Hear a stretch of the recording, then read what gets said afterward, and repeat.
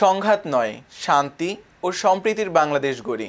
প্রতিপাদ্যে ঝালকাঠির কাঠালিয়ায় সম্প্রীতির বাস্তবতা ও করণীয় বিষয়ক আন্তঃধর্মীয় সংলাপ অনুষ্ঠিত হয়েছে।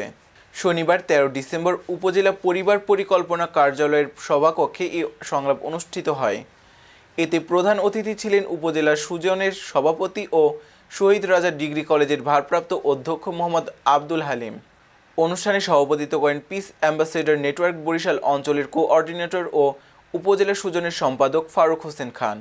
অনুষ্ঠানে আরও উপস্থিত ছিলেন সরকারি তোফাজ্জল হোসেন মানিক মিয়া ডিগ্রি কলেজের প্রভাষক আব্দুস সালাম, উপজেলা হিন্দু, বৌদ্ধ ও খ্রিস্টান ঐক্য পরিষদের সভাপতি গৌতম মণ্ডল, উপজেলা পূজা উদযাপন কমিটির সাধারণ সম্পাদক খগেন ভূষণ দাস, কাঠালিয়া সরকারি মডেল পাইলট উচ্চ বিদ্যালয়ের সহকারী শিক্ষক আব্দুল মান্নান, সদর উপস্বাস্থ্য কেন্দ্রের চিকিৎসক ও ধর্মীয় নেতা ডাক্তার সুহাগ মজুমদার, উপজেলা ইমাম ও মুয়াজ্জিম কল্যাণ ট্রাস্টের সাধারণ সম্পাদক আনিসুর রহমান, উপজেলা পিএফজির সদস্য মুকুল গোলদার, অ্যাডভোকেট জাহিদ হোসেন মল্লিক, কাঠালিয়া শ্রী শ্রী কেন্দ্রীয় মন্দিরের সাধারণ সম্পাদক তপন হাওলাদার, ধর্মীয় নেতা শঙ্কর মাস্টার, চিশতিয়া দরবার শরীফের খাদেম মেহেদি হাসান, উপজেলা পিএফজির সদস্য মোস্তাফিজুর রহমান মারুফ, হাসিব ভুট্টো, হিন্দু বিবাহ রেজিস্ট্রার সমরেশ মণ্ডল।